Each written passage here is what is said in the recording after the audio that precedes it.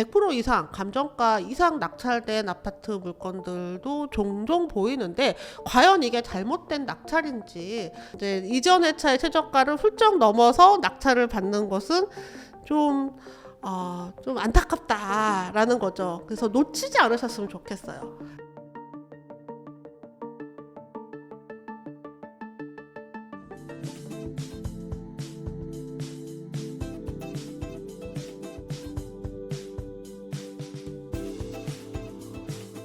네, 반갑습니다.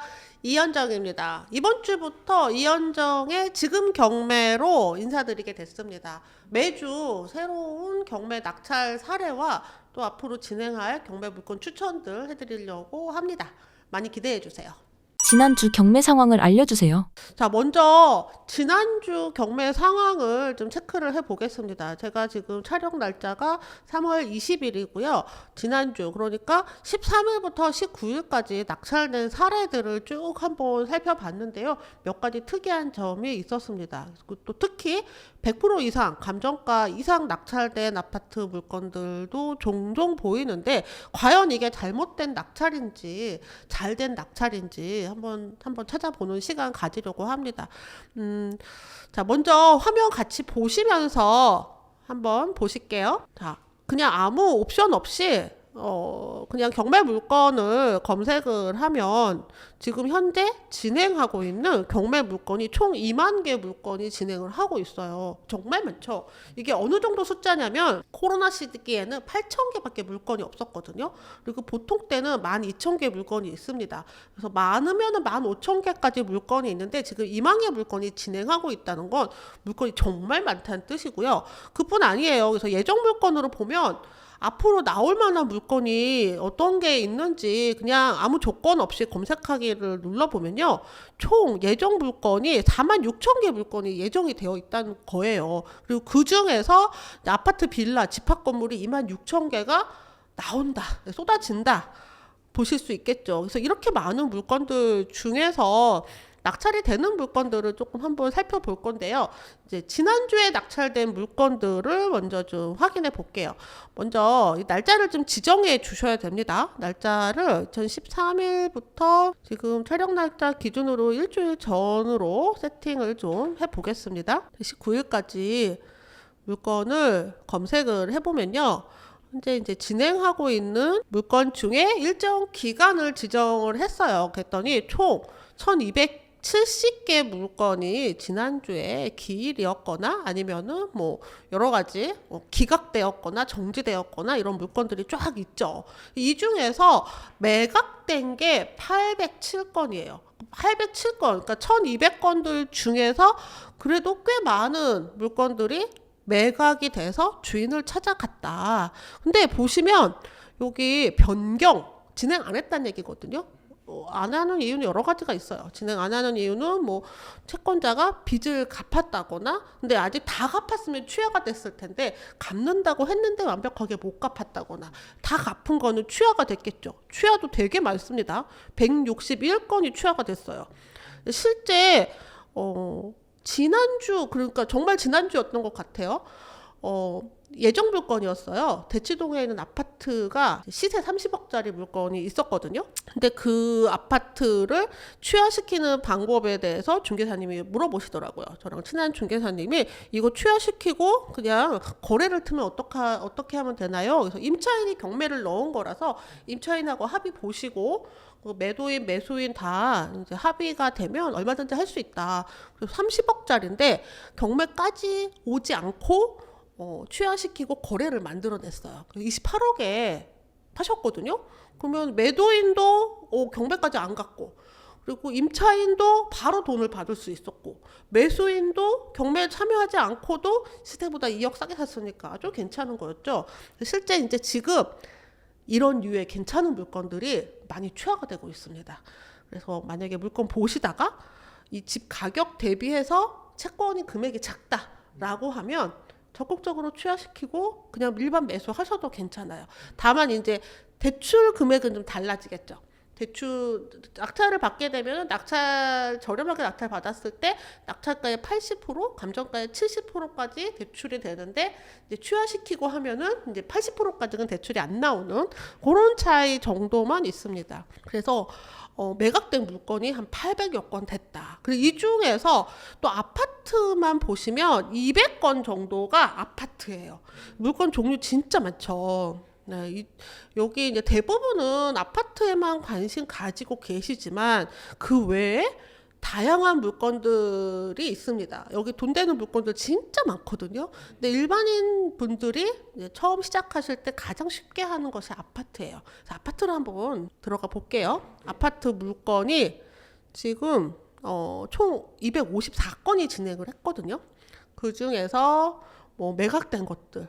자, 여기 보시면 100%가 넘었죠. 이번 주에 100% 넘는 낙찰가들이 꽤 많이 보였습니다. 잘못 받은 걸까요? 100% 넘게 낙찰이 많았어 라고 얘기를 했더니 누가 왜 그렇게 낙찰을 받았을까요? 라고 하는데요.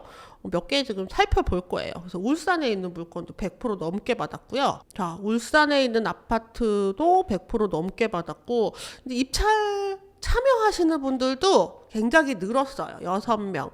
요거는 이제 아파트긴 하지만 뭐 약간 주택 같은 그런 것들은 뭐 낙찰가도 낮고 대항력도 있고 해서 이런 것들 제외하고 일반 물건들, 제가 이제 관심 물건이라고 담아놓은 물건들도 다 제자리를 찾아갔고요. 지금 총 200개 정도 되는 물건들 중에서 어제 낙찰된 물건 하나가 있는데요. 100% 이상 낙찰된 물건들 중에 하나 좀 골라봤는데요. 화성에 있는 동탄에 있는 동탄 자이 파밀리의 아파트예요. 5층이고요. 사이즈가 전용 51제곱이죠. 그래서 전용 15평 정도 됩니다. 감정가가 4억 2,600이었거든요. 그런데 신건에 자그마치 5분이나 들어와서 낙찰가가 4억 4,200, 104%로 낙찰이 됐어요. 이게 과연 잘못된 낙찰인가? 먼저 이제 권리상 보면은 아무 문제 없이 깨끗한 물건이고요. 미납관리비도 한 250 정도 있는 물건이거든요. 그래서 이 가격이 도대체 적당한가를 판단하기 위해서 적당한가 판단하기 위해서 리치고로 한번 가보겠습니다. 자, 리치고 들어오셔서 사건 번호 쳤는데요. 여기 동탄 자이 파밀리에 나오시죠? 여기 클릭해서 화면을 좀 크게 키워볼게요. 자, 여기 낙찰이 된 금액이 4억 4,200. 근데 이 신건 자체가 감정가가 좀 저렴한 물건이었어요. 신건 가격이 4억 2,600이었는데요. 요 하단에 조금만 내리면 이렇게 감정가, 최저 매각가, 낙찰가, 실거래가, 그리고 매물 최저가, 그리고 전세 실거래까지 쭉 나오는데 지금 현재 이제 11월 달에 2023년도 11월 달에 실거래 가격이 4억 7천이었거든요. 그리고 최저 매물가가 4억 4천인데 요 최저 매물가는 저가입니다. 그래서 기준층 기준으로는 한 4억 7천이 적정한 가격으로 보여요. 근데 감정가가 4억 2천이었잖아요. 그러니 낙찰자는 4억 4천으로 낙찰을 받았는데 그래도 한 2, 3천 정도는 저렴하게 낙찰을 받은 셈이죠. 사실 이 정도 되는 물건 보통 같은 때는, 그러니까 이제 경매로 낙찰을 되면 저렴하게 낙찰을 받는다. 잘 낙찰 받은 것은 시세보다 한 10% 정도 저렴하니까 10% 저렴하려면 한 4천만 원 정도는 저렴하게 낙찰을 받아야 되는데 얘는 한 5% 정도 저렴하게 낙찰을 받은 것 같아요. 물건 자체가 워낙에 깨끗하고 여러 가지로 실수요자들이 많이 들어오는 물건이어서 신건에 5명이나 입찰에 참여를 하시게 됐습니다. 그래서 부동산 시장이 지금 매우 안 좋다라고 얘기를 하는데요. 법정에는 사람들이 정말 많거든요. 그래서 감정가 이상 낙찰받는 물건이 계속 많아지고 있는 거죠. 또 지난주에 또 그 물건 또 있는데요. 요거는 잠실에 있는 잠실 트리지움 아파트예요. 요것도 낙찰가가 높았습니다. 3명이 들어왔고요. 감정가가 9억 8천만 원이었거든요. 그런데 3명이 들어와서 역시 104% 20억 6,400만 원의 낙찰을 받았어요. 얘가 이제 4층이고요. 뭐 잠실에 있는 괜찮은 아파트라는 건 누구나 다 아는 건데, 그럼 현재 가격이 도대체 얼마냐? 요거를 판단하기가 쉬워요. 지금 리치고를 이용을 하시면 리치고에서 바로 보실 수 있거든요. 사건 번호 클릭을 해서 보겠습니다. 최저가가 19억 8천이었는데 지금 시세는 마지막 실거래가가 19억 9천이었는데요. 근데 이제 매물은 가장 저렴한, 해당 평형에서 가장 저렴한 매물이 22억입니다. 그럼 낙찰가가 20억 정도니까 한 2억 원 정도 저렴하게 낙찰을 받은 셈이죠. 그럼 낙찰 잘 받은 건가요? 이 정도면 잘 받은 겁니다. 네네, 잘 받은 거예요. 이제 좋은 물건들은요, 항상 웃돈을 주고 사려는 사람들이 많아요. 그런데 얘가 감정가 자체가 저렴했기 때문에 경쟁이 그래도 3명밖에 안 들어갔던 거죠. 원래 얘가 제대로 된 감정을 받았으면 22억으로 감정 그 이상 됐어야 되는 거잖아요. 그런데 이제 과거에 감정을 했는데 그 시점에 엄청 가격이 안 좋았을 때 감정을 했겠죠. 그리고 다시 이제 가격이 시세가 살아나니까 오히려 감정가가 저렴한 물건들이 보이게 되는 거죠. 그래서 지난주에 이런 물건들이 계속 나타났고요. 앞으로도 계속 있을 겁니다. 그래서 1회 유찰돼서 낙찰을 받아야지라고 그냥 단정 짓지 마시고, 좋은 물건이라면 신건에도 이 가격이 괜찮은 건지 다시 한번 체크를 해 보시면 좋겠고요. 그리고 특히 이제 시세 조사를 하실 때 해당 물건의 층과 지금 최저가 나온 물건의 층이 어떤지, 그리고 지금 최저가 물건들 중에는 뭐 저층형 물건도 있지만 아직 기한이 많이 남은 임차인이 있는 물건들도 있거든요. 그래서 기한이 많이 남은 전세기 물건이라던가 이런 것들은 아무래도 좀 디스카운트 돼서 이제 거래가 되기 때문에 이런 것들 좀 체크를 해보셔야 됩니다. 그래서 입주 가능한 기준층으로 체크를 하셔서 현재 시세가 얼마인지 확인을 하시면 됩니다. 자, 물건 중에서 또 몇 개 또 볼게요. 자, 이 물건은요, 용인에 있는 아파트예요. 용인에 있는 아파트. 호수가 되게 좋습니다. 1004호. 근데 이 물건 재밌는 게 감정가가 4억 7,100이었는데요. 1회 유찰했을 때 3억 2,900이었어요. 그리고 2회 유찰해서 이제 최저가가 2억 3천까지 내려갔었거든요. 근데 낙찰가는요, 이전 회차의 최저가를 넘어서 낙찰을 받았습니다. 네. 그러니까 지난번에 낙찰을 받았으면 3억 2,900에 낙찰 받을 수 있었을 텐데 왜 이제 와서 더 웃돈을 주고 낙찰을 받았을까요? 자, 지금 낙찰가가 73%란 말이에요. 지난 회차에 3억 2,900에 샀으면 좋았을 텐데 왜 그럴까? 권리상 이상 없습니다. 가격 호가 뭐 한 달 만에 뭐 얼마나 바뀌었겠어요. 지난 2월 14일에 입찰이었거든요. 그리고 3월 19일이니까 그리 큰 차이가 없잖아요. 근데 왜 그랬을까요? 아무 권리상 문제가 없습니다. 근데 경매에서는 이런 일이 아주 비일비재해요. 왜냐면 그때 못 봐서 그래요.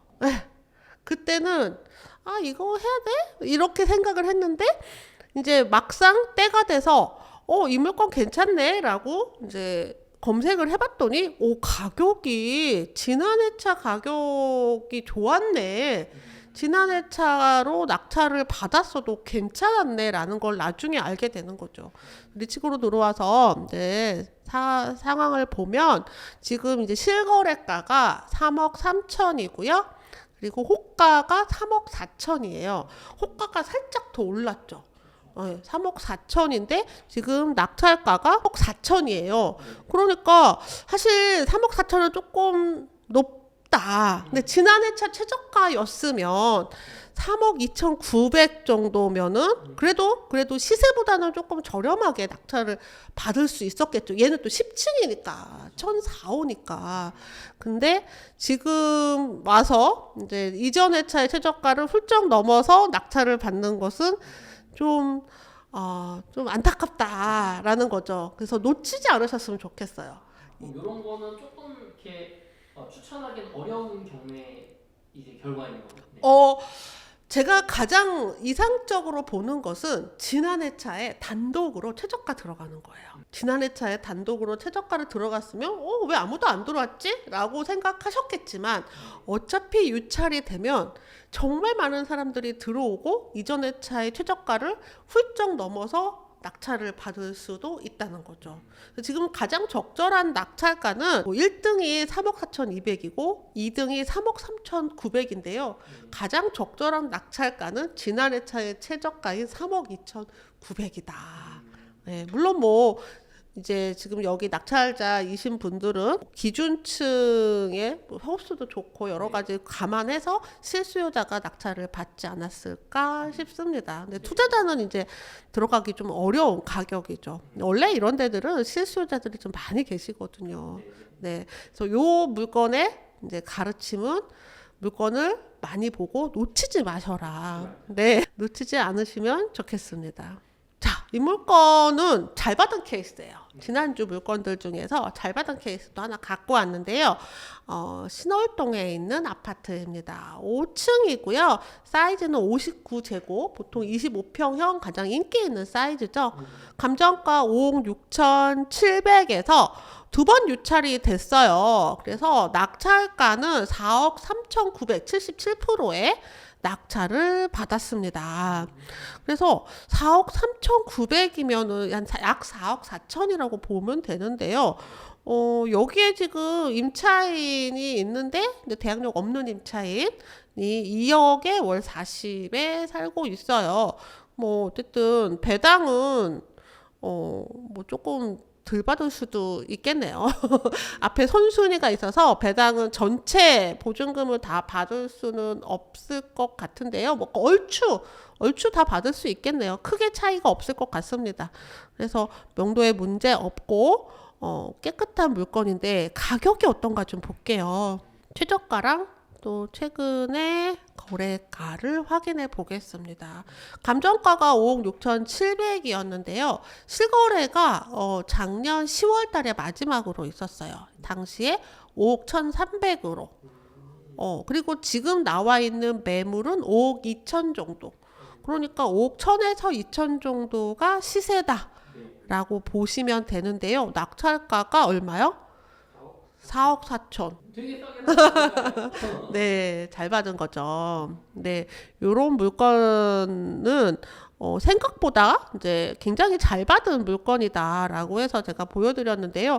그렇게 막 인기 있는 물건 아닙니다. 그리고 이제 동도 3개밖에 없고요. 세대수도 169세대밖에 안 돼요.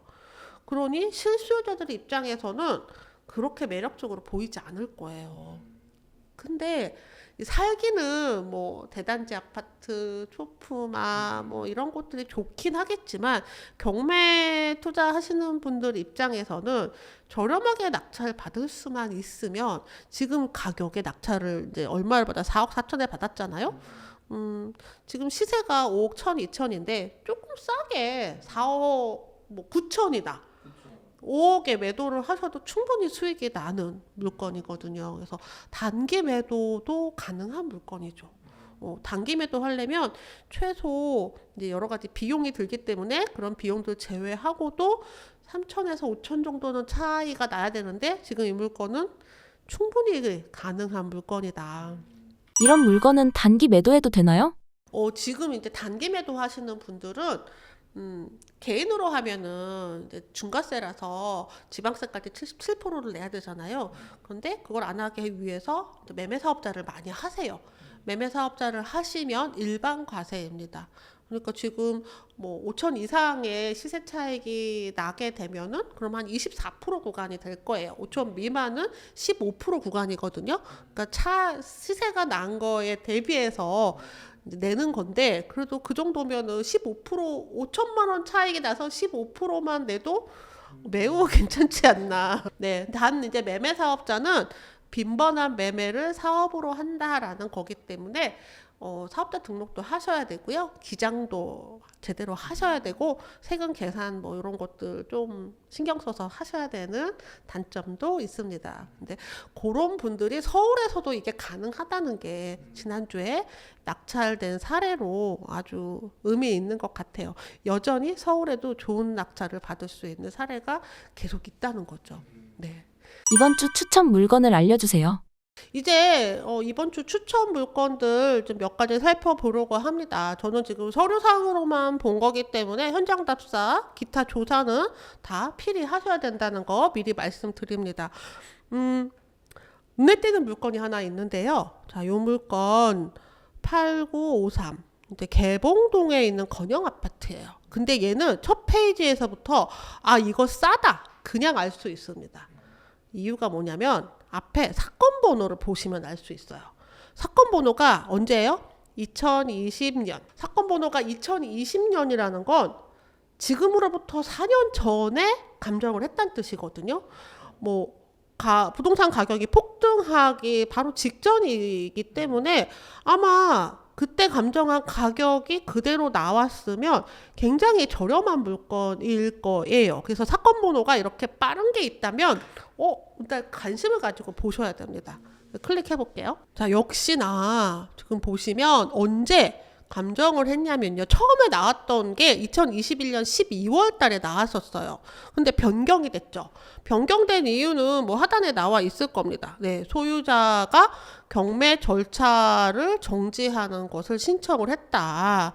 그래서 이제 진행을 못하고 한참 후에 1년 정도 있다가 다시 한번 진행을 했는데 그리고 나서도 몇 번 계속 또 변경이 돼서 지금에서야 이제 지금 최저가 3억 1,400으로 진행을 하게 된 거죠.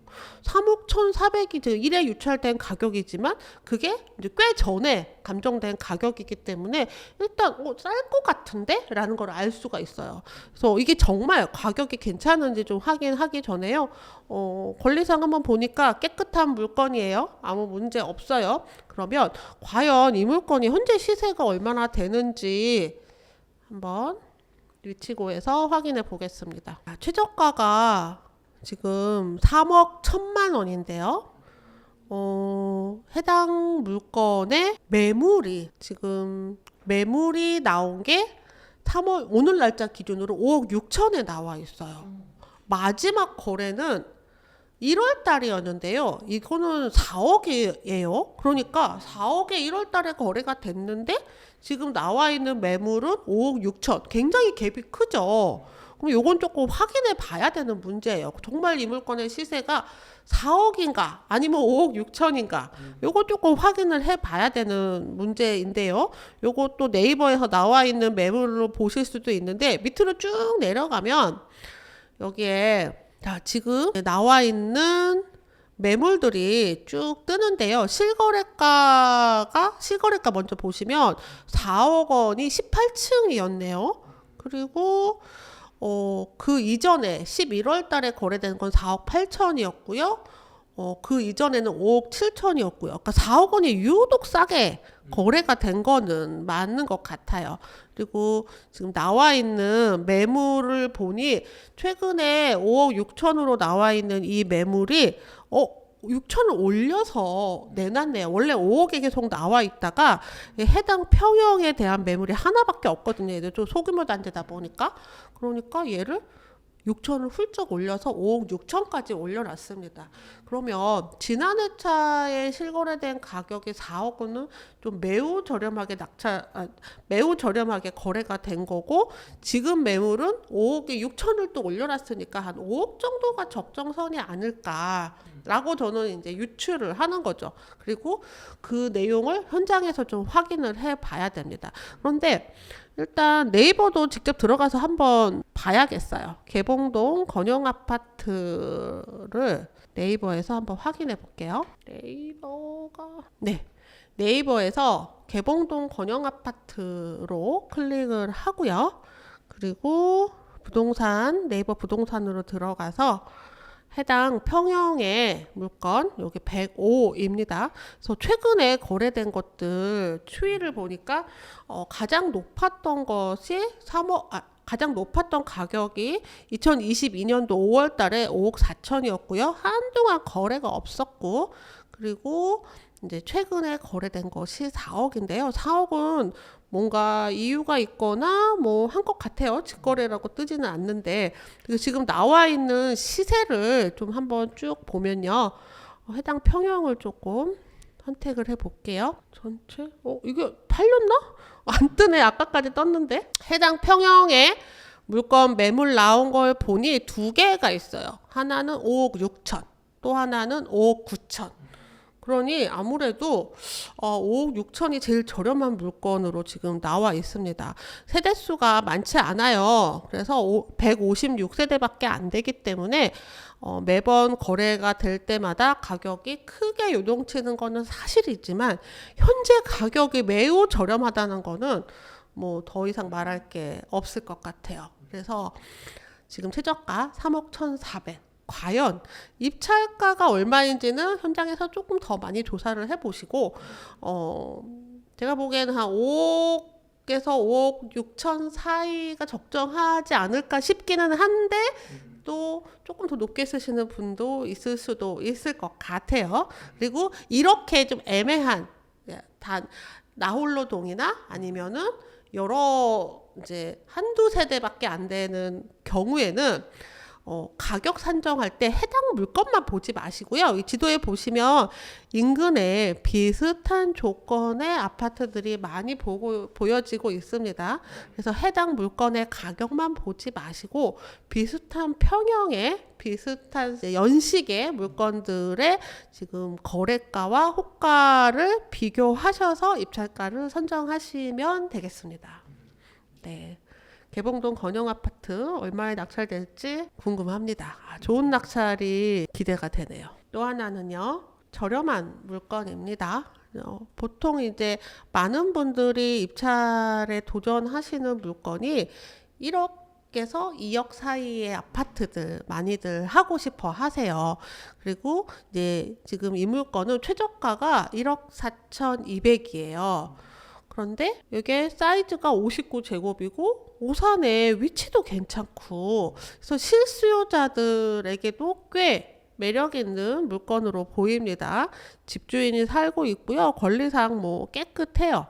그래서 미납관리비가 살짝 있긴 하지만 너무 그냥 처음에 도전하시기에 사이즈나 물건의 사이즈나 돈의 사이즈가 아주 노멀하다. 그래서 아주 예뻐 보이는 물건이에요. 다만 이런 물건들은 경쟁이 좀 치열하다는 거는 알고 계셔야 될 것 같아요. 이 물건의 시세를 조금 파악을 해 볼게요. 자, 리치고 들어가서 이렇게 시세 파악을 해 봅니다. 이게 제가 지금 계속 스피드 옥션이랑 리치고 왔다 갔다 하는 이유가 리치고에서 폴더가 이렇게 지정하는 게 아직 업데이트가 안 돼서 만들고 주고 계시거든요. 그래서 폴더를 지정을 해야 제가 거기다가 저장을 하는데 그 저장을 못 해갖고 이렇습니다. 네. 자, 최저가가 1억 4,200인데요. 현재 얼마죠? 실거래가는 1월 달에 2억이었고요. 지금 매물은 1억 9,700입니다. 그러니까 2억 정도가 실제 거래 가격인데 지금 이 물건이 1억 4천이다. 그러면 되게 적당한 타이밍이죠. 그리고 전세가도 좀 높아요. 여기가 전세가가 1억 5천 정도고요. 호가가 실거래가는 1억 5천인데 전세 호가는 뭐 1억 7천 정도도 나오고 있어요. 그러면 지금 가격이 전세가 정도인 거죠. 지금 최저 가격이. 굉장히 구미가 당깁니다. 네. 그래서 경쟁률만 좀 제대로 덜하다면 뭐 그냥 이대로 낙찰 받고 싶은 물건이죠. 근데 경쟁을 또 고려하셔야 되겠죠. 그리고 권리상 문제가 없이 깨끗하기 때문에 아마 제 생각으로는 낙찰가가 그리 낮지 않을 것 같아요. 그리고 여기 한 가지 또 말씀드리고 싶은 게 여기 지분이라고 있습니다. 네. 이렇게 소유권에 지분이 딸려 있을 때 이 물건 낙찰 받아도 되나요? 라고 많이 물어보세요. 근데 이 물건은 경매를 넣은 사람이 근저당으로 인해서 경매를 넣은 거예요. 근데 근저당은 한 사람 지분에 대한 근저당이 아니라 집 전체에 대한 근저당이기 때문에 이럴 때는 소유자가 지분으로 되어 있다 하더라도 지분 물건이 아니라 일괄 매각 물건입니다. 그래서 소유자가 지분이라고 내가 지분 물건을 하는 건 아닐까 걱정 안 하셔도 되고요. 여기 매각 대상에 일괄 매각이라고 써 있는 거 다시 확인하시면 되세요. 그래서 전체 소유권을 다 이전 받으실 수 있습니다. 또 요거는 좀 재밌는 물건 하나 보여드리려고 해요. 일반적인 물건은 아닌데 요런 물건 보면 저는 상상을 하게 되거든요. 그래서 요거는 근린 주택입니다. 그리고 빨간 글씨 엄청 많죠. 개발행위, 허가 제한, 구역, 위반 건축물, 뭐 공동담보는 별 문제가 아닌데 그래서 이 물건이 지금 2번 유찰이 돼서 49%까지 내려왔고요. 영통구 메탄동 이러면은 삼성 바로 앞이거든요. 그래서 임대는 매우 잘 나가는데 여기 막 빨간 글씨들이 막 있다는 게 좀 신경이 쓰이죠. 근데 22억짜리가 이제 절반 정도 가격으로 해서 11억 정도에 나왔다는 건 굉장히 매력적입니다. 과연 얘를 어떻게 요리를 할 수 있을까? 그 방법에 대해서 좀 안내를 해드리려고 하는데요. 월세 수익을 원하시는 분들은 항상 이렇게 대출을 어느 정도 만들어 놓고 그리고 임차인이 월세를 내면 그 돈으로 대출을 일부 갚고 이런 식으로 세팅을 하면은 되게 간단하고 쉬운데 문제는 이렇게 소규모 주택들이라도 2개 이상 가지게 되면 MCI라 그래서 그 최우선 변제금만큼 대출이 더 안 나오게 되는 거예요. 그래서 차주당 돈을 빌리는 사람당 MCI를 2개 쓸 수 있거든요. 그래서 은행에서 이제 보증보험을 가입을 하는 건데 그래서 이렇게 월세 세팅이 2개 이상 되기가 어렵다. 이게 한계예요. 우리 월세 세팅을 많이 해서 막 500, 1000 월세 받고 싶잖아요. 근데 그러기에는 물건을 마냥 늘릴 수가 없는 한계가 있어요. 그래서 차주당 2개이기 때문에 부부라면은 이제 아내 2개, 남편 2개, 그리고 MCG라고 또 있어요. 그래서 총 5개까지 월세 세팅을 할 수가 있는데 그래도 뭐 양이 좀 안 차잖아요. 그래서 이제 은퇴를 예정하신 분이거나 아니면 월세 파이프라인을 만들고 싶은 분이라면 다가구나 원룸 건물을 추천을 드립니다. 그래서 이게 이제 그런 용도예요. 얘는 다가구 물건인데요. 그런데 위반 건축물로 등재되어 있어요. 여기 보시면 빨간 글씨가 막 보이죠. 1종, 2종, 근생 및 단독주택으로 등재되어 있으나 현재 전체 다가구로 이용하고 있어서 위반 건축물로 등재가 되어 있다. 그리고 위반 사항으로 인해서 시정명령 및 강제금이 부과되니 확인해달라라고 하는데요. 이게 간단한 위반이 아니더라고요. 지금 이 집에는 다가구 4가구만 이제 건축법상으로 들어올 수 있는데 지금 건축물 대장에 있는 내용과 다르게 현재 임차인이요 지금 몇 명이야? 38번까지 있어요. 네, 완전 쪼개난 거죠. 그리고 1층부터 4층까지는 근생으로 허가를 받았는데 다 임차인을 받은 거예요. 그래서 보증금의 합계가 총 16억입니다. 지금 이제 최저가가 11억인데 보증금 합계가 16억이고 월세는 이제 조금 70만 원이 있어요. 이 집에 대한 이슈는 몇 가지가 있는데요. 첫 번째, 명도. 이 많은 사람들, 대학력이 다 없어요. 그리고 보증금을 반환을 받지 못하는 사람들이 정말 많습니다. 너무 안타깝죠. 네, 너무 안타까운데 이제 여기에 전입 날짜, 확정일자 날짜를 보고 또 대부분 다 임차권을 다 등기를 해 놓으셨어요.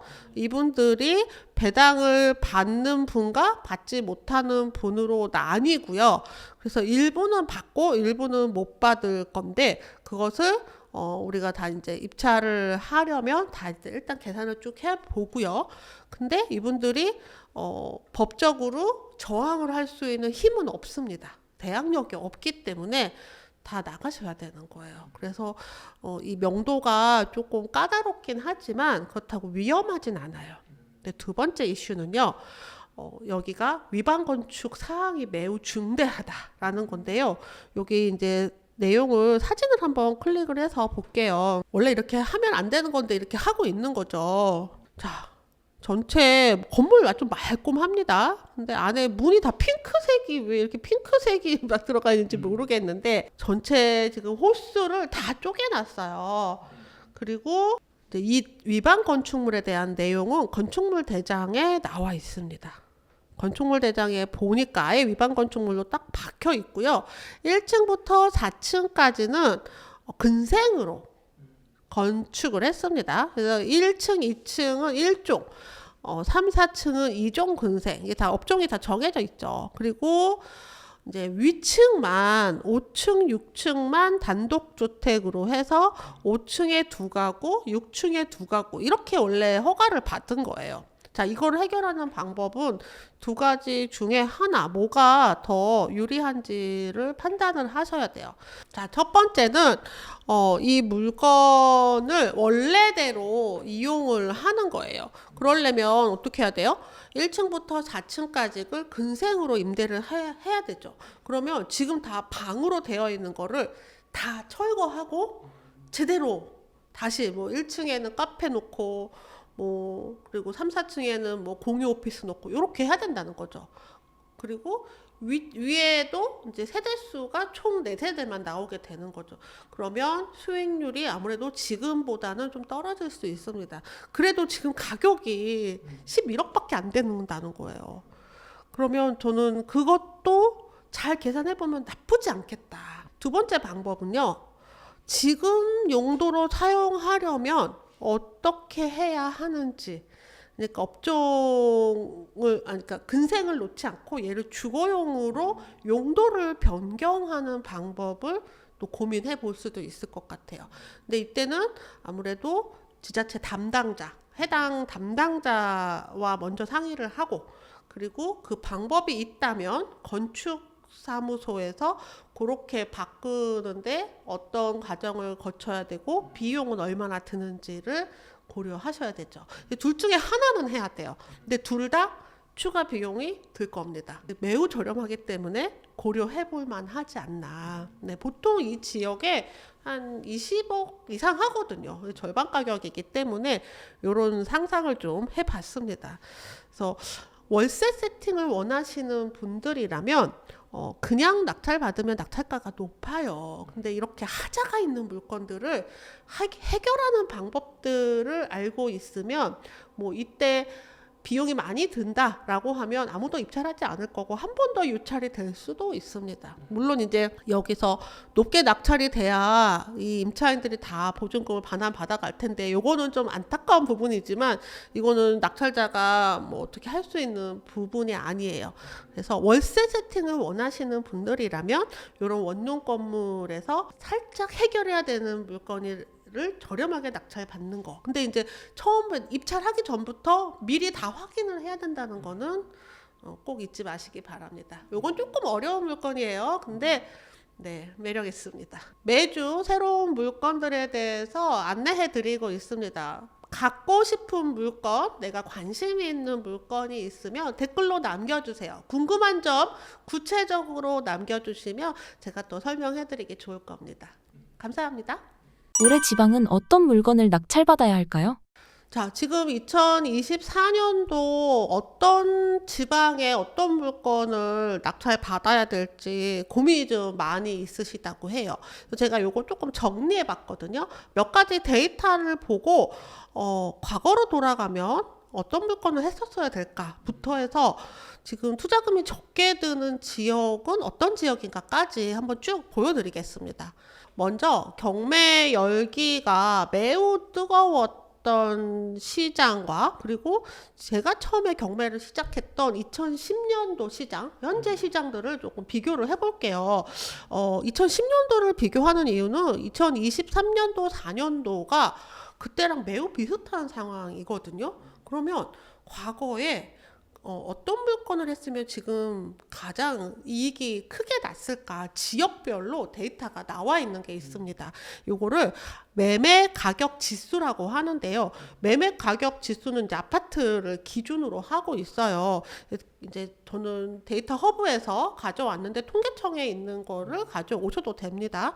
그래서 먼저 지수의 기준 날짜가 있어요. 기준 날짜가 언제냐면 22년 1월 달이 기준입니다. 그러니까 22년 1월 달을 100으로 보고 2010년 1월 달로 돌아가 봤더니 그때 전국 지수가 59.23이었고요. 그리고 서울은 60.73이었어요. 그러니까 전국 지수랑 서울 지수랑 크게 차이가 없죠. 이게 무슨 뜻이냐면 2010년도에 6억짜리를 샀으면 서울에 6억짜리를 샀으면 22년도에 이게 10억이 됐다는 뜻이에요. 그러면 이제 4억이 오른 거죠. 그런데 이제 2023년도 11월 달 기준으로 가격이 좀 많이 하락이 됐잖아요. 그래서 그게 다시 9억으로 내려왔습니다. 요 지수를 보면 그러면 과거에는 어떤 물건을 샀어야 되고 그리고 정점을 찍은 2022년 1월 이후에 더 많이 하락된 지역은 어디인가? 더 많이 하락이 됐다는 건 지금 매우 저렴하다는 뜻이고요. 다시 정고점으로 돌아갈 수 있다는 뜻이기도 해요. 그래서 요 데이터들을 쭉 정리를 해봤는데요.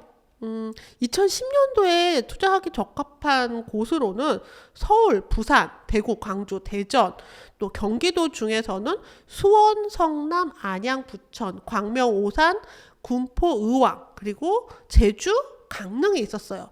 그때 이 지역에 투자를 했으면 가격이 많이 올랐다. 그 외의 곳보다. 그런데 2011년도 지수가 좀 하락이 됐잖아요.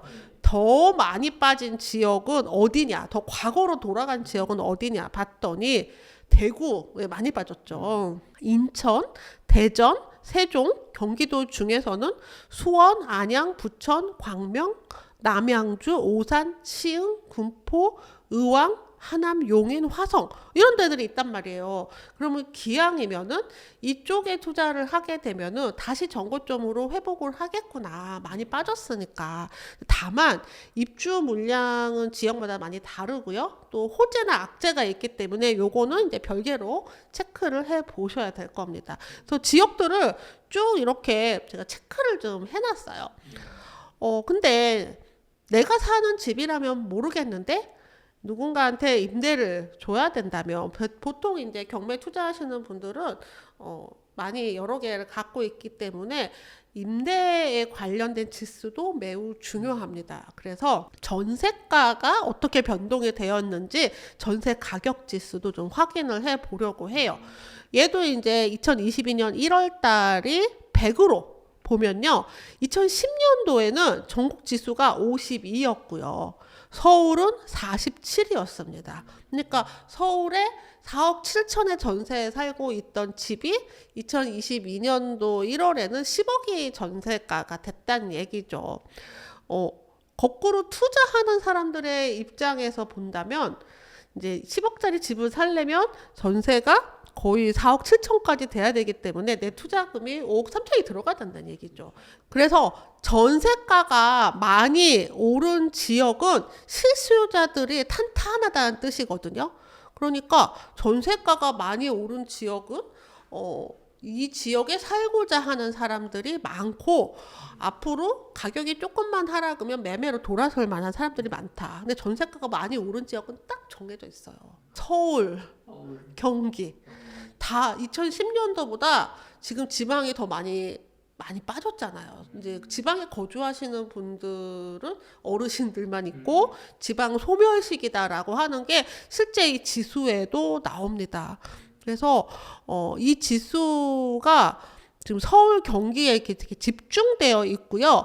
서울 경기 이외에 전세가가 특히 높은 지역은 강원도예요. 네, 강원도가 왜 높을까요? 세컨하우스를 많이 갖고 계시는 거죠.